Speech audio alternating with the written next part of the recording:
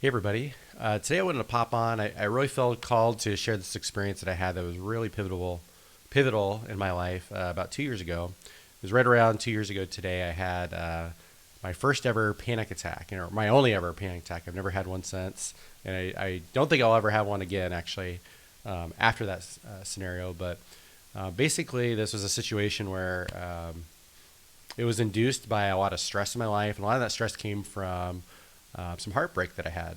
There was somebody that I was really attached to, really fixated on, that I was really interested in, and we had some form of love interest, but it really wasn't a really healthy one for me. It was a situation where I was really attached, and I really was kind of felt led on, but I still kept going with it, and all that. And anyways, long story short, she ended up kind of ending things, and it took like a couple days of process, and that just broke my heart. But then, as I was shedding the emotion on that, I started shedding all this other emotion that I've had ever since I was a little kid, just being, this feeling of abandonment, and this feeling of not being loved by women and stuff like that. And yeah, it does come from, not having the greatest relationship with my mom, but I love my mom. She's a great mom. She did the best she could with how she knew how to do. So I have, no ill will towards her. I love you, mom.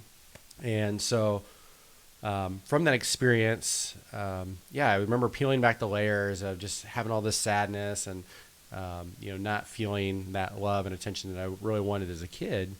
And that was something that I held in for my entire life up until that point. And so that's what induced the panic attack. Was I was actually like crying, like I got out all the sadness from basically buried in from being a kid, from not having that attention and all that. As a man, you're not supposed to cry, or not be supposed to be vulnerable. Or really, I think a lot of people, it's not encouraged to be vulnerable.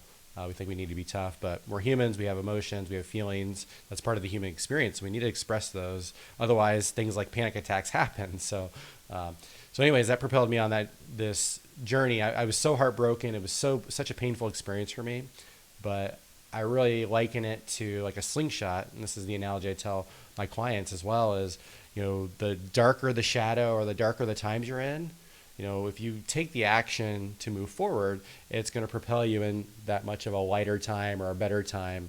After knowing that pain, you don't want to go back to that pain. And as Tony Robbins says, you're not going to change. I'll summarize this quote, but essentially, you're not going to change unless there's some pain or some motivation to get you there. And usually, pain is the ultimate motivator, whatever that pain is for you.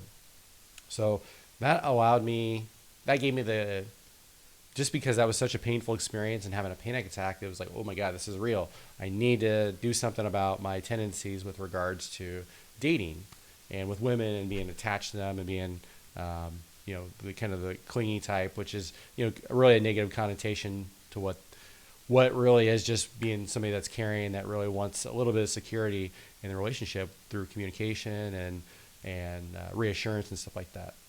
So anyhow, I ended up finding a really awesome coach, and she helped me learn this concept of self-love.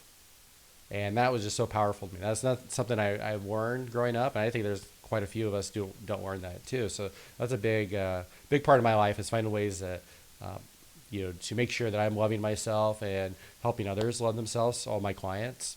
So if that's something that you ever need help with, trying to find that self-love, I'd love to help you out with that. No pun intended. And so I found this whole concept of the law of attraction, and then which is essentially like energy attracts like energy. Really fantastic principle to live by in dating, in business, and life, and anything. It all applies. But essentially, if you're really really super positive and full of joy, more than likely you're going to attract more people that are full of light, full of joy, full of positivity, and you'll kind of push away the people that maybe don't align with your energy.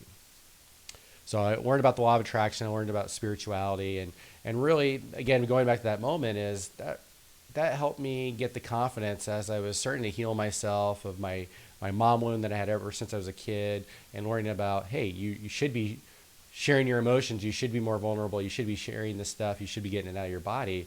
It really just helped me reconcile the fact that I've been wanting to move for a couple years, but just was kind of too scared to. And so it really helped me propel me to move to Minneapolis, which I'm so glad I did. I really love. Something I wanted to do, again, was too fearful of.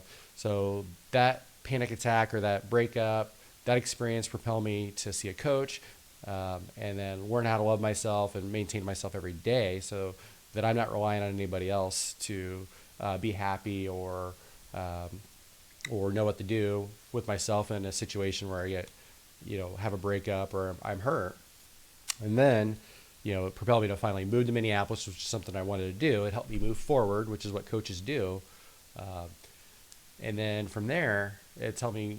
I've just blossomed so much in this last year being in Minneapolis with, again, gaining this extra confidence, finally moving to a new city. You get a lot of confidence doing that. And then from there, starting my own business, which is something I've wanted to do. Again, I've always been fearful of.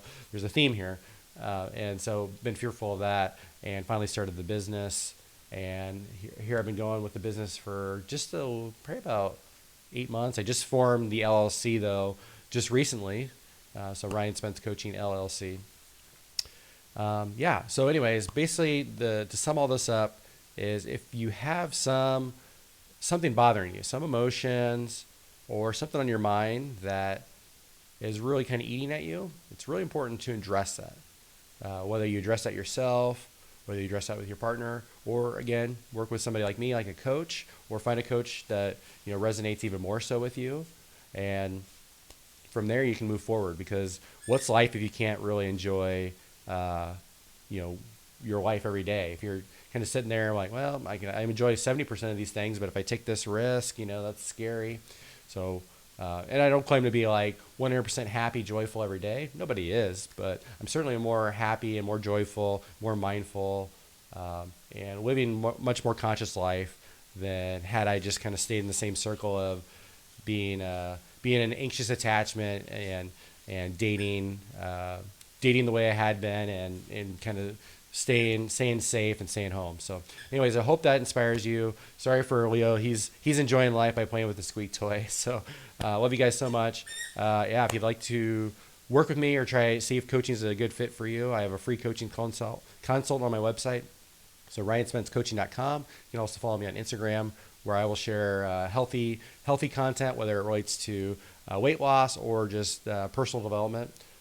I know big part of my niche is weight loss, but I also want to work with people just that have similar stories where they want to find self-love or find their confidence in their life. I have testimonials where I've helped people with all different types of things outside of weight loss. So you can check that out on my website. Again, ryanspencecoaching.com. Would love to have a coaching consult. So link in my link tree. Hope to chat with you and help you on your journey. So peace and love.